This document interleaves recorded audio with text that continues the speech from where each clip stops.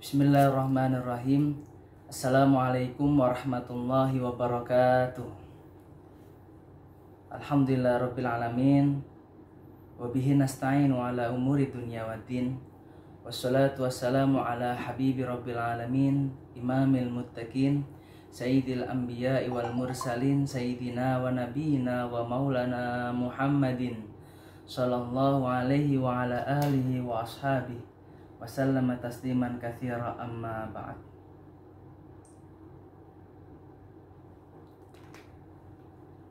Anak-anakku semuanya yang sama-sama Ustaz cintai, yang sama-sama Ustaz banggakan, dari santriwan dan santriwati pesantren tahfidz unggulan Insan Pratama yang senantiasa diberikan keberkahan dan diberikan karunia rahmat kasih sayang Allah Subhanahu wa taala. Alhamdulillah, pada pagi hari ini kita masih diberikan panjang umur, sehat walafiat, sehingga kita bisa duduk bermuajahah di tempat yang insya Allah diberkahi, dimuliakan Allah Subhanahu wa taala, walaupun dalam keadaan daring, tapi insya Allah keberkahan ilmu tidak akan terputus, bahkan insya Allah akan selalu tersambung sampai yaumil qiyamah. Amin ya rabbal alamin. Alhamdulillah, pada pagi hari ini kita akan lanjutkan kajian kita mengenai tentang kitab Akhlaqul Banat. Tapi sebelum kita mulai kajian daripada kitab Akhlaqul Banat, sebelumnya kita kirimkan suratul Fatihah tawasul kepada pengarang kitab, yaitu Al Ustadz Umar Baraja. Semoga dengan kita mengkaji kitabnya, kita mendapatkan keberkahan ilmu dan kemanfaatan ilmu baik di dunia pun di akhirat. Amin ya rabbal alamin. Barakati Rasul karim wa bijahi Nabi kalamin barakati. Mu'alif hadal kitab Ustaz Umar Baraja. Wa khususanillah. Wa ila hadratin Nabi Sayyidina Muhammadin sallallahu alaihi wasallam bisirri karamati al-Fatihah. A'udzu billahi minasyaitonir rajim. Bismillahirrahmanirrahim. Alhamdulillahi rabbil alamin. Arrahmanir rahim. Maliki yaumiddin. Iyyaka na'budu wa iyyaka nasta'in. Ihdinas siratal mustaqim. Siratal ladzina an'amta 'alaihim ghairil maghdubi 'alaihim waladdallin. Bismillahirrahmanirrahim. Radhiyallahu ankum. Qala al-musannifu rahimallahu ta'ala wa nafa'ana bihi wa bi ulumihi fid dharaini, amin amin ya rabbal alamin. Kita memasuki ke pasal yang nomor 3 terkait mengenai tentang putri yang tidak sopan. Al Ustadz Umar Baraja menyebutkan bahwasanya seorang santriwati atau seorang anak perempuan dikategorikan dia tidak sopan. Pertama, yaitu dia tidak menghormati ibu dan bapaknya, orang tua. Karena sangat penting sekali kita hormat kepada orang tua. Karena apa? Karena orang tualah menjadi guru pertama kita setelah kita dilahirkan di muka bumi. Maka ketika itu dalam sabda Nabi Muhammad SAW dikisahkan bahwasanya ada seorang laki-laki datang kepada Nabi Muhammad SAW. Ja'a rajulun ila Nabi SAW. Faqal, ya Rasulullah, man ahaqqun nas bi husni sahabati? Faqala Rasulullah SAW, ummuka. Qala thumma man? Qala ummuka. Qala thumma man? Qala ummuka. Qala thumma man? Qala abuka. Muttafaqun alaih. Dikisahkan ada seorang laki-laki datang kepada Nabi Muhammad SAW. Beliau bertanya kepada Nabi, wahai Nabi Muhammad, siapakah manusia di muka bumi ini yang saya harus berbuat baik kepadanya? Maka Rasulullah SAW pun bersabda, ibu. Kemudian laki-laki itu bertanya lagi, siapa lagi ya Rasulullah sesudahnya? Rasulullah bersabda lagi, ibu. Kemudian laki-laki itu bertanya lagi, siapa lagi ya Rasulullah sesudahnya? Ibu. Kemudian laki-laki itu bertanya lagi, ya Rasulullah setelah itu siapa lagi? Bapak. Nah, itu hadis diriwayatkan oleh Imam Bukhari dan Imam Muslim. berarti hadisnya sahih.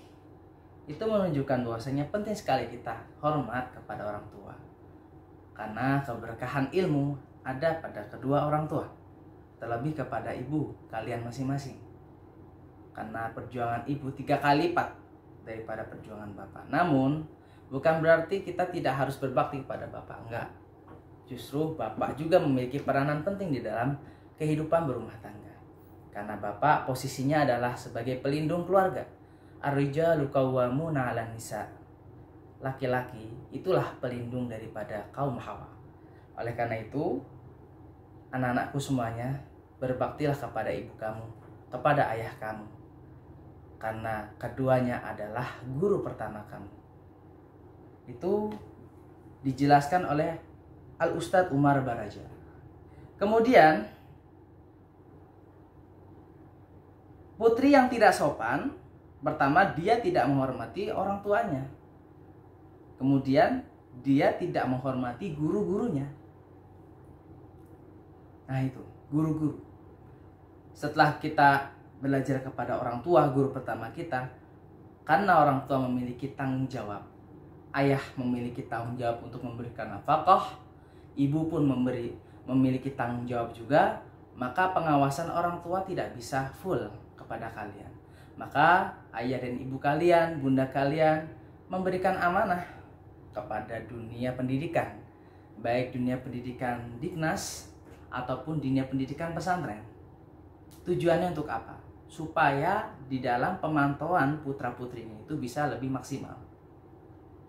Karena bukan berarti orang tua tidak bisa mengajarkan kita, enggak, bisa. Cuma ada tanggung jawab yang perlu sekali dilakukan. Oleh karena itu, orang tua kalian memberikan amanah kepada dunia pesantren ataupun dunia pendidikan. Dididiklah kalian oleh ibu guru kalian, bapak-bapak guru kalian, para ustadz, para ustadzah. Maka kalian harus ikut apa peraturan daripada guru-guru kalian. Karena insya Allah tidak ada satu guru pun yang memberikan nasihat tidak baik kepada muridnya. Tidak ada ajakan, ayo murid-muridku kita maling, tidak ada. Ajakan semuanya itu baik. Ayo murid-muridku kita on time dalam ibadah pada Allah. Ayo murid-muridku kita harus berbuat baik, kita harus memiliki sopan santun, akhlakul karimah, sebagaimana yang diajarkan oleh Rasulullah SAW di dalam sabda-sabdanya dan di dalam kepribadiannya. Nah itu ajakan guru-guru yang diajarkan kepada kita. Maka tidak selayaknya kalian selaku murid, baik laki-laki maupun perempuan, kalian tidak selayaknya tidak memiliki hormat kepada guru kalian. Dibiasakan memiliki hormat. Tidak boleh suaranya lebih tinggi dari guru, tidak boleh.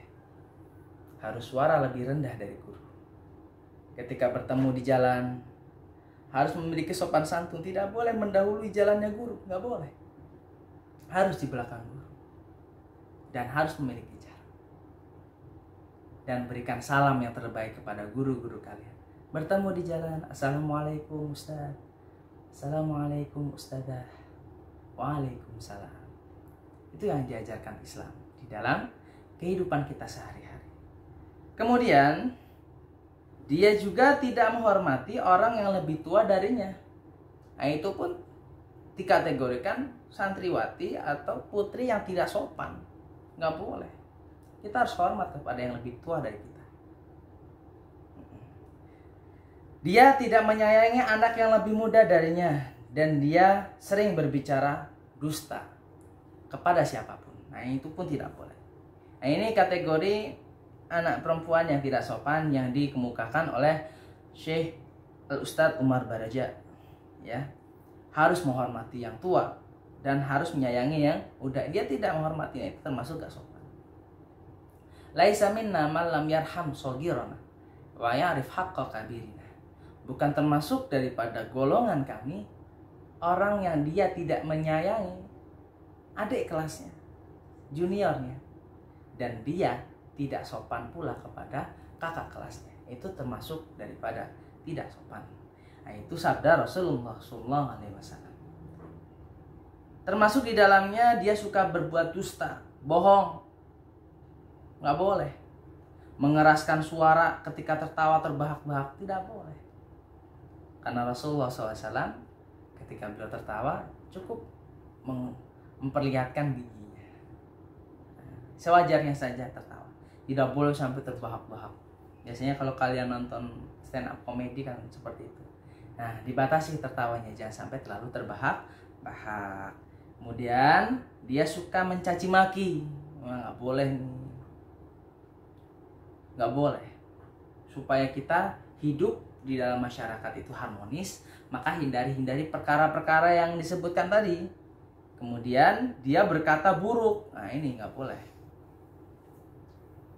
Rasulullah SAW pernah bersabda, "Man kana yu'minu billahi wal yaumil akhir falyakul khairan aw liyasmut."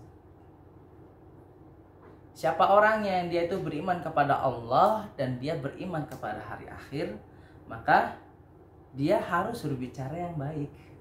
Maka berbicaralah dia yang baik. Kalau tidak bisa berbicara baik, maka lebih baik diam. Karena diam itu lebih selamat. Kemudian suka bertengkar, nah ini nggak boleh nih, ya nggak boleh bertengkar, harus rukun. Kemudian mengingkari janji, nggak boleh. Kalau kamu sudah janji, ini kamu harus tepati karena janji adalah hutang. Ia suka mengolok-olok orang lain, nggak boleh juga, ya, karena setiap manusia itu pasti punya kelebihan dan kekurangan masing-masing. Barangkali yang kamu olok-olok itu dia memiliki kekurangan, barangkali dia memiliki kelebihan yang ternyata kamu tidak miliki. Nah, itu tidak boleh. Makanya kita hidup bermasyarakat ini saling melengkapi satu sama lainnya. Karena sehakikinya itu tidak ada manusia yang sempurna, hanya Rasulullah SAW yang sempurna. Nah, kita masih belum, jauh dari kesempurnaan. Oleh karena itu dengan kita bersama-sama jamaah, kita akan bisa menyempurnakan satu sama lainnya. Itu. Jadi tidak boleh ngolok-ngolok, ya, nggak boleh. Kemudian dan membanggakan diri, ya, ini nggak boleh sombong. Sombong itu salah satu sifat yang sangat dibenci Allah, karena sombong itu adalah sifatnya iblis, ya, tidak boleh. Kita harus muhasabah diri, ya, muhasabah diri. Kita harus selalu menilai diri kita sendiri, bahwasanya kita pasti memiliki kelebihan dan kekurangan. Dan kelebihan kita jangan kita bangga-banggakan, karena barangkali yang kita banggakan kelebihan itu ternyata ada yang lebih dari kita. Wa fawqa kulli dzi ilmin alim. Itu firman Allah di surat Yusuf, ya. Jadi di atas yang alim, di atas yang bisa, pasti ada lagi yang bisa. Oleh karena itu kita harus menciptakan diri kita itu sepertinya gelas kosong yang selalunya ingin diisi. Ketika airnya banyak tumpah, ganti gelasnya, botol yang besar. Ketika botol sudah penuh, ganti ember yang besar. Ember besar sudah penuh, ganti bak. Cari wadah yang besar-besar. Ciptakan diri kita itu seperti wadah kosong yang siap menerima tampungan air yang datang. Kalau kamu sebagai santri atau sebagai murid, ya, sebagai santriwati, kamu harus siap menerima ilmu-ilmu yang diajarkan oleh para ustadz dan ustadzah kepada kalian. Iri hati pada teman-teman putrinya itu pun tidak boleh. Mengadu sesama mereka, adu domba, nggak boleh, ya. Tidak malu melakukan perbuatan buruk. Nah ini, ya, harus memiliki sifat malu ketika berbuat buruk. Kalau malu dalam bertanya itu nggak boleh, wajib harus bertanya, nggak boleh malu. Kalau malu di dalam bertanya, apalagi terkait tentang ilmu agama, itu hukumnya dosa. Harus bertanya, karena kalau tidak bertanya nanti akhirnya sesat. Maka bertanya ya kepada orang yang tahu. Fas'alu ahlad dzikri in kuntum la ta'lamun. Nah itu. Kemudian yang terakhir poinnya, tidak mau mendengarkan nasihat. Nah itu tidak boleh tuh. Tidak boleh. Harus dibuka hatinya, menerima nasihat dari manapun. Walaupun seekor anjing memberikan nasihat kepada kamu, dengarkan. Ketika kamu lewat di suatu jalan ada dua jalan. Ada jalan yang terang, ada jalan yang redup lampunya. Kamu pengen milih yang redup karena pengen yang redup. Ada anjing di situ, guk guk guk, menggonggong kepada kamu, menghalangi kamu supaya kamu tidak lewat jalan itu. Kamu harus ambil nasihat itu. Oh, pasti ada sesuatu. Kenapa anjingnya itu melarang kamu untuk melewati jalan tersebut? Pasti ada. Oh, ternyata jalannya rusak, banyak durinya, banyak pakunya, banyak lubangnya. Kalau kamu lewat, kamu bisa-bisa nginjek paku atau nginjek duri. Maka anjing itu memberikan arahan pada kamu untuk lewat jalan yang terang. Nah, itu ambil nasihat. Harus dibuka. Apalagi manusia memberikan nasihat kamu, apalagi ustadz dan ustadzah, guru-guru, apalagi orang tua. Karena nasihat orang tua itu adalah nur, cahaya untuk kamu. Ya. Nah, itu pasal yang ketiga daripada putri yang tidak sopan. Itu kategori yang putri yang tidak sopan tadi disebutkan tadi tuh. Tidak hormat pada ibu bapak, guru, dan tidak menghormati orang yang lebih tua darinya, dan dia tidak menyayangi yang muda. Kemudian sering berbicara dusta.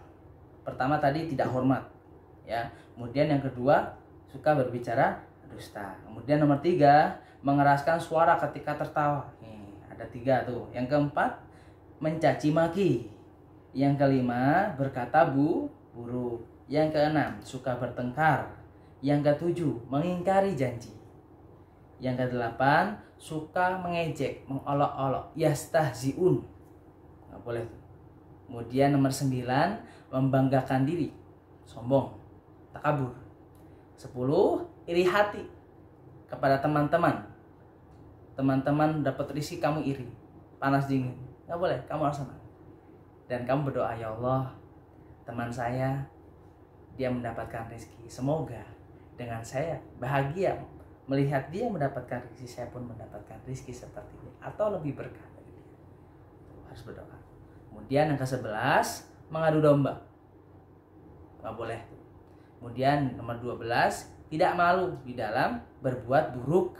Dan terakhir nomor 13, tidak mau mendengarkan nasihat. Nah, 13 sifat ini kamu sebagai santriwati harus menghindarinya. Supaya apa? Supaya kita dikategorikan yang sebelumnya, yaitu putri yang sopan. Tinggal milih kamu. Hidup itu adalah pilihan. Mau jadi anak solihah atau mau jadi anak tolihah. Mau jadi putri yang solihah atau tolihah, tinggal milih. Mau masuk surga atau masuk neraka, tinggal kamu pilih. Maka para ustadz-ustadz dan ustadzah, guru-guru kamu, ibu dan ayah kamu pasti mengarahkan kamu ke jalan yang baik, jalan solihah, menuju ke dalam surga. Ihdinas siratal mustaqim, siratal ladzina an'amta 'alaihim ghairil maghdubi 'alaihim waladdallin. Amin. Alhamdulillah. Insyaallah kita akan lanjutkan di pertemuan selanjutnya. Semoga pada pagi hari ini kita bisa mendapatkan ilmu yang barakah, ilmu yang bermanfaat, baik untuk diri kita maupun untuk masyarakat kita. Amin amin ya rabbal alamin. Cukup sekian dari Ustadz. Mohon maaf apabila banyak kesalahan kata dari awal sampai akhir. Ungdur maqala walatan dur mangqala khutma sofa wada' makadar. Allahumma syahad, Allahumma inni balagtu. Assalamualaikum warahmatullahi wabarakatuh.